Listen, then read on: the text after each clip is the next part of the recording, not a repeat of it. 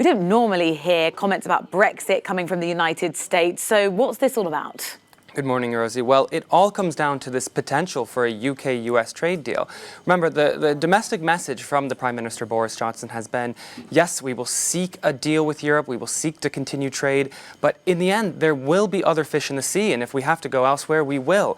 He's obviously looked to one of the UK's biggest allies, that being the United States, and the United States having the world's biggest economy. It's about $3 trillion bigger than the EU's economy, so there's certainly a lot to gain in a trade agreement here. Now, so in the Congress, Democrats are standing firm. 4 members of the Foreign Affairs Committee have sent this letter to the Prime Minister, where they have warned that they feel personally invested in ensuring peace in Northern Ireland, and that's gotten Joe Biden's attention. He sent out that tweet last night where he said that he takes the same exact position.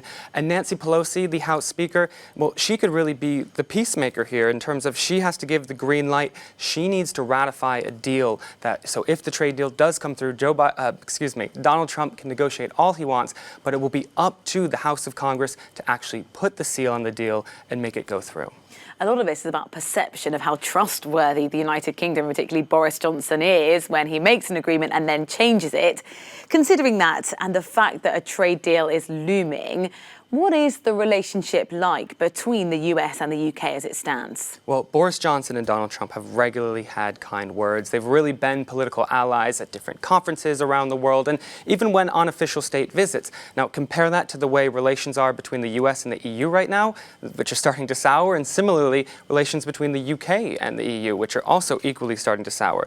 Now, Dominic Raab, the UK Foreign Secretary, he is on an official visit to the United States right now. He's really trying to drum up support for the potential for a new trade deal, while, of course, the Brexit deadline definitely looms. According to the manifesto for the trip, it's really just to give an update to one of their biggest allies on the status of Brexit talks. And he's meeting with all sides. He's met with members of Congress, and he's met with Donald Trump's administration, including Mike Pompeo, the Secretary of State. Now, when asked about this issue, the issue of the Good Friday Agreement, Mike Pompeo said that he trusted the UK to get this right.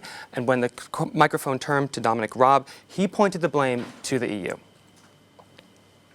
To be clear that the threat to the Good Friday Agreement as it's reflected in the Northern Ireland Protocol has come from the EU's politicisation of the issue, and to be clear on how that's happened and why that's happened. Our commitment to the Good Friday Agreement and to avoid any extra infrastructure at the border between the North and the South is absolute.